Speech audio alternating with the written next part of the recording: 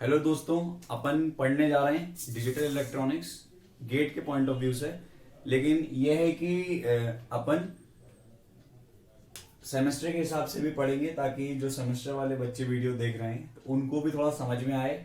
और गेट वालों के लिए भी है ये, मतलब दोनों देख सकते हैं, ऐसे कोई जरूरी नहीं है। क्योंकि क्या, मैंने 3 कोचिंगों से पढ़ा हुआ है, तो उन तीनों का मिक्सअप कॉन्सेप्ट जो होता है, जो मेरे को बेस्ट लगता है कि हाँ कि इतने बच्चे को जरूरत होनी चाहिए इतने नॉलेज की, तो उतना है।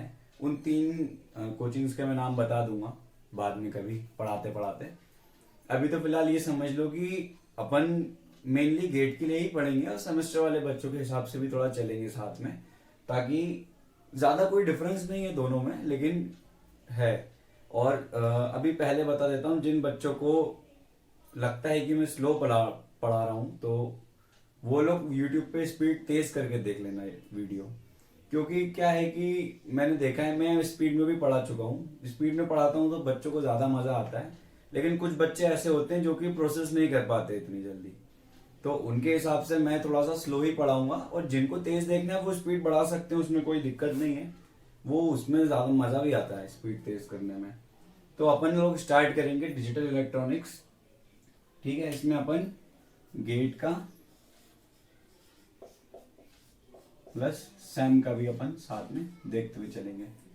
दोनों में कोई डिफरेंस नहीं है, पहले ही बता रहा हूं, दोनों सेम ही है, दोनों के कॉन्सेप्ट सेम है, सिलेबस भी सेम है। तो अपन को इतना टेंशन की जरूरत नहीं है। अगर आप सेमेस्टर, अगर आप कॉलेज में अभी और आप उसके लिए पढ़ रहे हैं तो भी चलेगा, और अगर गेट के लिए पढ़ रहे हैं तो भी चलेगा, कोई डिफरेंस नहीं है। अपन लोग डिजिटल स्टार्ट करेंगे बुलियन से। बुलियन अलजेब्रा जिनको नहीं पता मैं बताता हूँ क्या होता है। बुलियन अलजेब्रा में क्या, एक तो बुलियन अपन लोग किस वे में यूज करते हैं, पहले तो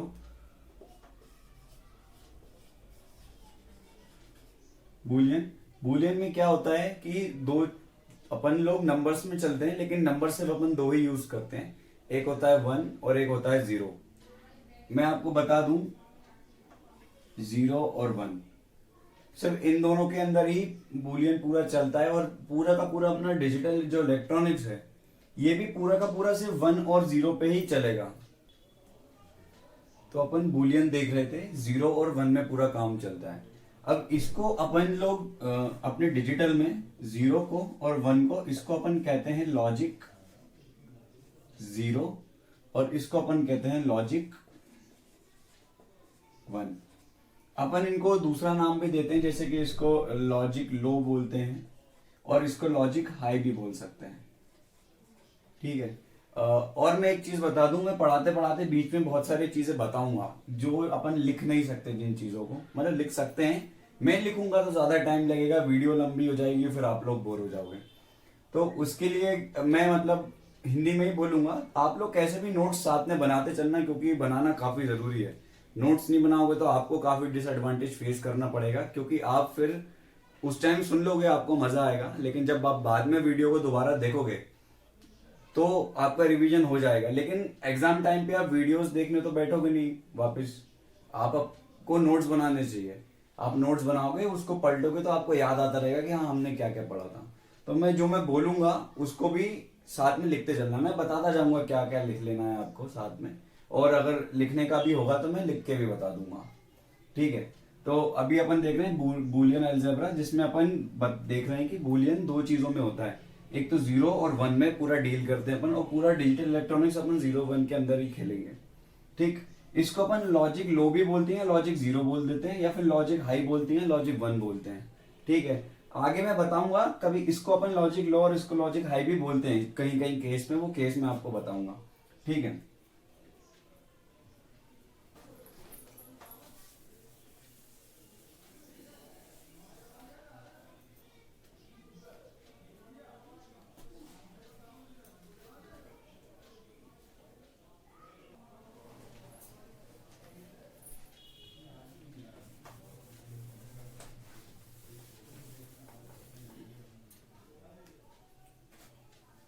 अब अपन लोग पहले देखेंगे कि गेट्स के बारे में, कि कितने टाइप के गेट्स होते हैं और उनका क्या क्या यूज होता है। पहले तो बेसिक गेट्स बता दूं, जो सबसे बेसिक होते हैं कि ये 3 ऑपरेशंस तो होने ही होने हैं।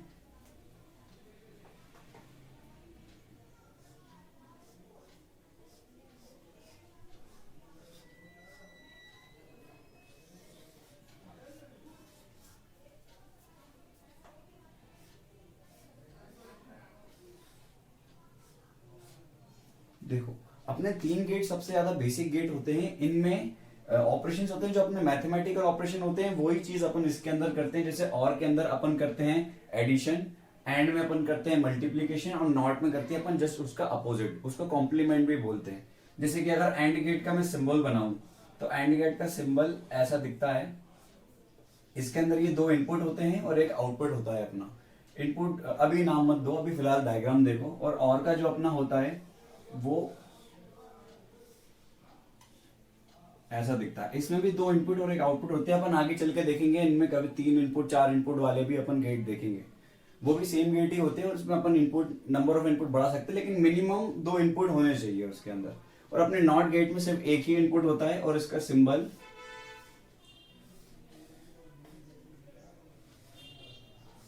ऐसा दिखता है।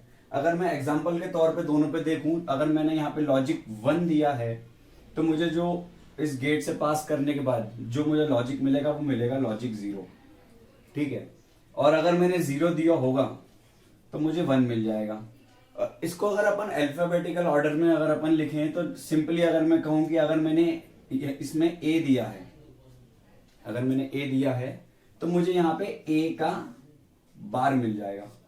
बार का मतलब होता है कॉम्प्लीमेंट, कॉम्प्लीमेंट मतलब जस्ट अपोजिट उसका, ठीक है। तो अगर अपन ने ए की वैल्यू कुछ भी हो सकती है, जैसे अगर इसका अपन ट्रुथ टेबल बनाएं, ये होता है ट्रुथ टेबल।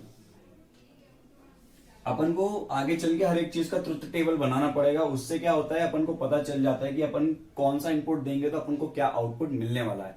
और अपन को कुछ कुछ गेट्स का आउटपुट याद रखना भी पड़ेगा क्योंकि वो बहुत जरूरी होता है। बाकी है कि उसको रटने की जरूरत नहीं है, उसको आप याद भी कर सकते हो। आप करते जाओगे साथ में क्वेश्चंस तो याद होता जाएगा।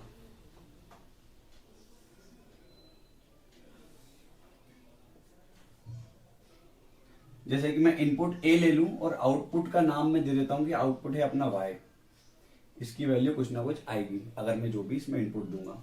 तो अपन ये अपना इनपुट रहेगा ए और वाई रहेगा अपना आउटपुट। अगर मैंने ए की वैल्यू 0 रखी है तो आउटपुट अपना क्या आएगा 1, नॉट गेट के केस में। और ए की वैल्यू जब अपन 1 रखेंगे तो वाई की वैल्यू आएगी अपनी 0। ये इसका ट्रुथ टेबल है।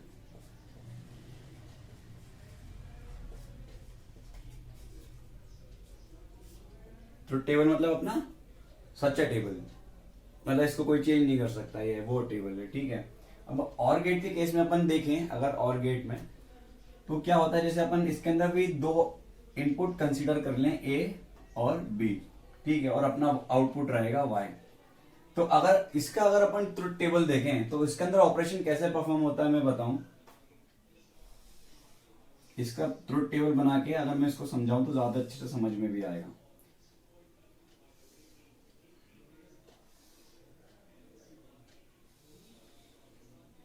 अब अपन ध्यान से देखें, एक इनपुट अपना ए है, एक इनपुट अपना बी है और अपना आउटपुट रहेगा वाई, ठीक है। अगर इन दोनों की वैल्यू अपन क्या रख सकते हैं, अपन अपने मन से अपन कुछ भी रख सकते हैं। तो अपन सारी पॉसिबिलिटीज लिख लेंगे। अपन ए को 0 रख सकते हैं, बी को 0 रख सकते हैं, ए को 0 रख सकते हैं तब बी को भी 1 रख सकते हैं, या ए को 1 रख दो या बी को 0 रख दो या दोनों को 1 रख दो। इसके अलावा और कोई पॉसिबिलिटी होती ही नहीं है। अगर आप देखो इस टेबल में इन दोनों के इन 4 कॉम्बिनेशन के अलावा और कुछ बन सकता है क्या, नहीं बनेगा, बन ही नहीं सकता, क्योंकि अपन ने सारी पॉसिबिलिटीज पहले ही लिख ली हैं, ठीक है। 0 0 0 1 1 0 1 1 ये स्टैंडर्ड कॉन्फ़िगरेशन रहेगा 2 बिट्स के लिए, ठीक है। अगर अब अपन देखें, अपन 0 0 को जब अपन ऐड करते हैं इसका ऑपरेशन क्या रहता है, a प्लस बी। इधर जो y का रहेगा अपना a का कॉम्प्लीमेंट रहेगा। अगर अपना इनपुट a है तो आउटपुट में अपना a का कॉम्प्लीमेंट आएगा। यहाँ पे अपना a प्लस बी रहेगा। बूलियन में एडिशंस और जो मल्टीप्लीकेशंस होते हैं वो थोड़े से अलग टाइप से होते हैं, क्योंकि नंबर तो बस 2 ही है उसके अंदर, 1 और 0। तो उसके हिसाब से अपन देखेंगे, अपन 1 0 के अलावा और कुछ यूज कर भी नहीं सकते बूलियन में। तो लास्ट वाले केस में मैं आपको थोड़ा बताऊंगा कि क्या होता है इसके अंदर। अब जैसे देखो अपना और गेट है, और गेट में अपन 0 0 को ऐड करेंगे तो 0 ही आएगा, कुछ भी नहीं आने वाला। नॉर्मल सिंपल एडिशन टाइप चलेगा 3rd स्टेप तक, 4th में मैं बताऊंगा। अब 0 0 है, 0 0 को ऐड किया तो 0 ही मिल गया अपन को, ठीक है, बहुत बढ़िया। अब 0 और 1 को अपन ऐड करेंगे तो सिंपल मैथमेटिक्स चल रही है अभी, 0 और 1 को ऐड करेंगे तो 1 ही मिलेगा, ठीक, 1 0 को ऐड करेंगे, सेम चीज है, वापस 1 मिल जाएगा। अब जब बात आती है 1 1 की, जब 1 और 1 दोनों को अपन ऐड करते हैं बूलियन में तो अपन को 1 ही मिलता है, 1 ही मिलेगा, कुछ भी कर लो। ठीक है, बूलियंस में मैं आपको नंबर्स लिखना सिखाऊंगा कि ये 0 1 0 0 1 0 1 1 क्या डिनोट करते हैं। मैं पहले गेट समझा लूं आपको, उस और भी टाइप्स के गेट होते हैं, फिलहाल इतने नोट कर लो, फिर मैं आपको बताऊंगा कि जो बिट्स होती है उनको अपन कैसे लिखते हैं और वो कौन से नंबर को डिनोट करती है। ठीक है, जैसे कि 0 0 1 0 0 का नंबर रिप्रेजेंटेशन क्या होता है और उसको ऐसा ही क्यों बोलते हैं वो मैं बताऊंगा अभी। ठीक है, अभी एंड गेट का देख लो आप। अब एंड गेट में क्या होता है, एंड गेट में अपना जैसे इनपुट अपना ए और बी है, इन दोनों का जो मल्टीप्लीकेशन होगा ना वो होता है एंड गेट से। एंड गेट अपन यूज ही तब करते हैं जब अपन को दो बिट्स को या दो से ज्यादा बिट्स को, मतलब जितने भी बिट्स हैं सबको मल्टीप्लाई करना हो, इसको अपन डॉट से रिप्रेजेंट करते हैं मल्टीप्लीकेशन को। पूरे डिजिटल में जहां डॉट लगा होगा उसको मल्टीप्लीकेशन बोलेंगे और इसको और ऑपरेशन बोलेंगे, जो बीच में प्लस लगा है इसको एंड ऑपरेशन, इसको और ऑपरेशन, और अपना ये नॉट रहेगा। सिंबल सबके आपने देख लिए कैसे बनते हैं। ठीक, अब इसका अगर अपन टेबल बनाएं,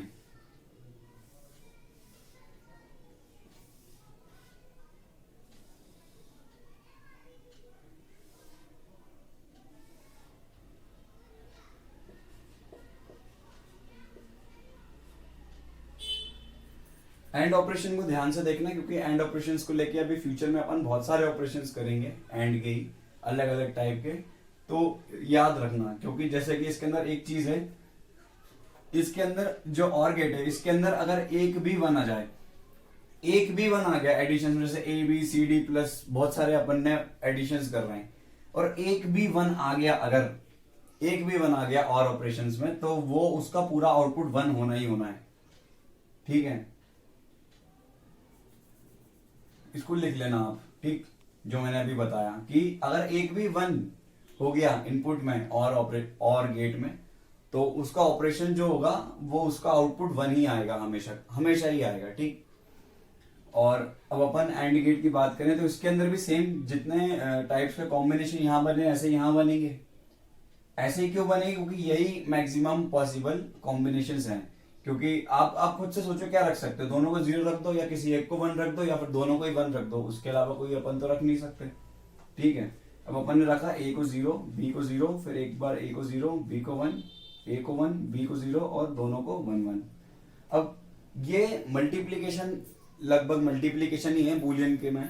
अगर अपन देखें, अगर मैथमेटिक्स में क्या होता है, किसी को भी 0 से मल्टीप्लाई करो तो क्या आता है, 0 ही आता है। सेम ये भी वही चीज फॉलो करेगा, एक भी इनपुट अगर 0 हो गया तो फिर समझ जाओ कि वो पूरा का पूरा 0 हो जाएगा। ठीक है, अब जैसे कि मैंने इतना बता दिया तो 0 0 पे आउटपुट क्या आना चाहिए, 0 ही आना चाहिए। 0 1 पे भी 0, 1 0 पे भी 0, 1 1 पे यहाँ पे आउटपुट एक भी 0 नहीं है, 1 ही है। अगर कोई 1 की जगह अगर कोई अल्फाबेटिकल ऑर्डर भी होता तो अल्फाबेट मल्टीप्लाई हो जाते और आउटपुट में अल्फाबेट आ जाता। यहाँ पे 1 1 है तो अपना आउटपुट भी 1 ही आएगा। ठीक है, इतना समझ गए। अब मैं आपको, वैसे गेट्स मुझे कंटिन्यू में पढ़ाना चाहिए, इसके बाद और भी गेट्स आते हैं, बहुत सारे हैं, तो मैं पहले आपको नोटेशन समझा देता हूँ। जो 0 1 0 0 1 1 ये जो है और जितने भी यहाँ पर बहुत सारी बिट्स होती हैं, तो वो पहले आपको समझा देता हूँ ताकि आपको अभी आगे वाले लेक्चर्स में दिक्कत ना आए, क्योंकि अभी आप थोड़ी फिर दिक्कत फेस करनी पड़ेगी। ठीक है, अभी नोट्स आप बना रहे हो, ठीक है, तो ये अगर आपने नोट नहीं किया है तो कोई बात नहीं, कर लिया है तो भी कोई बात नहीं, इसको आप बाद में भी लिख देना। अभी मैं आपको वो समझा देता हूँ, मतलब जो बिट्स हैं, अपने बिट्स का रिप्रेजेंटेशन क्या है, मतलब वो ऐसा क्यों लिखते हैं कि 0 0 0 लिखा है तो इसका मतलब 0 क्यों है, 0 0 1 लिखा है तो इसका मतलब 1 क्यों है, 0 1 0 का मतलब 2 क्यों है, ये मतलब मैं अभी समझा देता हूँ। ये नंबर ऑफ बिट्स रिप्रेजेंट करता है, 1 2 3, है ना, तो ये 3 बिट का हो गया। अभी मैं आपको समझाता हूँ अच्छे से।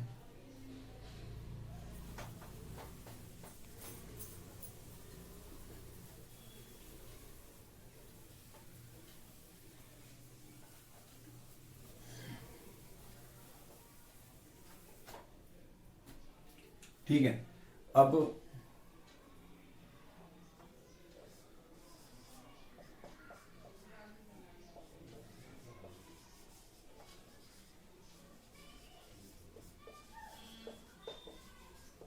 ठीक है, बिट रिप्रेजेंटेशन। अब देखो, अगर मैंने कोई एक ही वो ली है, मान लो 1 बिट की बात करें अपन, 1 बिट की, 1 बिट की अगर अपन बात करें, तो अगर अपन ने मान लो 1 बिट क्या हो सकती है, 1 हो सकती है या फिर 0 हो सकती है, समझे? ये 1 बिट के अंदर ही कंसीडर करेंगे। जैसे मैं तुमसे बोलूं कि एक चीज दे दो, कोई भी, एक केला, एक सेब, एक कुछ भी, मतलब कोई एक चीज होनी चाहिए। और बुलियन में होती ही 2 चीजें, एक 1 होती है, 0 होती है। अगर मैं बोलूं 1 बिट, तो 1 बिट के अंदर आप सिर्फ 1 ले सकते हो या फिर सिर्फ 0 ले सकते हो, ठीक है? इसको लिख देते हैं 1 या तो 0। अगर अपन बात करें 2 बिट की, अपना डिजिटल में लगभग बिट्स में ही काम चलता है, पूरा का पूरा बिट्स में ही चलता है। एडवांस जो अपने वो है, जो एमटेक में जब अपन जो पढ़ते हैं, वो थोड़ा सा हायर लेवल पे जाती है। अभी अपन ये देखते हैं 2 बिट के में, 2 बिट कैसे हो सकते हैं? अपना हो सकता है आप 2 बिट ले सकते हो, जैसे कि 1 बिट है, साथ में एक और बिट लगा तो 2 बिट हो जाएगा। या 1 1 ले लो, या 1 0 ले लो, या 0 1 ले लो, या 0 0 ले लो। ये अपना 2 बिट रिप्रेजेंटेशन है। अब अपन देखें, जैसे कि 3 बिट के लिए, अब आप समझ गए होंगे, 3 बिट के लिए तो 1 1 1 0 0 0, ये 3 बिट के अंदर आने लगेगा, ठीक है? अब इनकी जो वैल्यूज है, वो अपन वैल्यूज कैसे निकालते हैं? बहुत से बच्चे कंफ्यूज रहते हैं कि सर हम कैसे बताएं कि सर कि ये जो बाइनरी में लिखा हुआ है इतना बड़ा, तो ये कौन से नंबर को रिप्रेजेंट कर रहा है? बच्चों को पता नहीं है, तो बताता हूँ अभी मैं।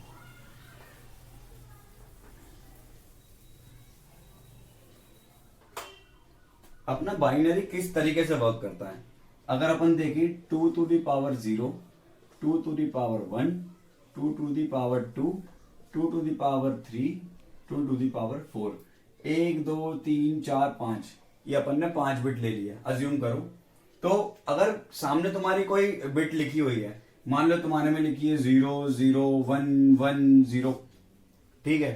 तो तुमको उसी टाइम इमेजिन हो जाना चाहिए यार कि पहला वाला जो है वो 2 to the power 0 है, दूसरा वाला जो है 2 to the power 1 है, तीसरा वाला 2 to the power 2 है, चौथा वाला 2 to the power 3 है, पांचवा वाला 2 to the power 4 है। इससे क्या होगा, इससे आप वैल्यूज निकाल सकते हो इसकी। अब देखो यहाँ पे 0 है, किसके प्लेस पे? 2 to the power 0 पे, मतलब यहाँ का 2 to the power 0 का कॉन्ट्रीब्यूशन 0 है। अगर मैं इसकी वैल्यू लिखूं साइड में, अब 2 to the power 0 क्या होता है? 1 होता है, और 1 की टाइम जगह पे 0 है, मतलब वहां पे उसका कोई कंट्रीब्यूशन नहीं है, 0 है, ठीक है? अब ऐड करो, अब 2 to the power 1 क्या होता है? 2 ही होता है, और वहां पे 1 लिखा है, मतलब इस बिट की वैल्यू क्या है? 2 है, ठीक है? अब ये अपना जो तीसरी बिट है, ये 2 to the power 2 लिखा है, 2 to the power 2 क्या होता है? 4 होता है, ठीक है? 4 की जगह पे लिखा है 1, मतलब ये 4 अपन लेंगे, कंसीडर में लेंगे, ठीक है? इतना ही, बाकी जगह 0 0 है, तो ये दोनों भी 0 0 रहेंगी। अगर अपन इनको ऐड करें तो 0 0, और इनको ऐड करने के बाद अपना क्या आ रहा है? 4 5 6 इज इक्वल्स टू 6। तो इस बिट का जो रिप्रेजेंटेशन है, अपन क्या लिखेंगे? 0 0 1 1 0, जो है अपना 6 को डिनोट कर रहा है। पीछे वाली बिट्स पे अगर 0 है, तो वैसे ये भी अगर 1 1 0 भी तुम लिख दोगे तो भी 6 को ही रिप्रेजेंट करेगा। मैंने 5 बिट लिए, अगर मैं सिर्फ 3 बिट लेता और मुझे 6 लिखना होता तो मैं लिख सकता था आराम से, कोई दिक्कत नहीं थी। मान लो अब मैं दूसरा एग्जांपल लूं, जैसा अगर अपन देखें, अगर मैं 1 1 1 लूं, तो ये क्या रिप्रेजेंट कर रहा है? पहली वाली बिट किसको? 1 को रिप्रेजेंट करती है, दूसरी वाली 2 को, और तीसरी वाली 4 को। यहां से अगर अपन देखें, अगर ये अपन देखें, ये जो अपनी पहली बिट है, ये दूसरी है, ये तीसरी है, ये चौथी है, और ये उसके बाजू में 5वीं है। तो ये अपन को दिमाग में थोड़ा सा सेट होना चाहिए। जैसे जैसे आप बढ़ते जाओगे 2 की पावर बढ़ती जाएगी। अगर मेरे सामने किसी ने 3 बार 1 लिख दिया, तो पहला वाला 1 क्या 1 को रिप्रेजेंट करता है? मेरे को पता होना चाहिए ये 1 है, और ये 2 to the power 1 है।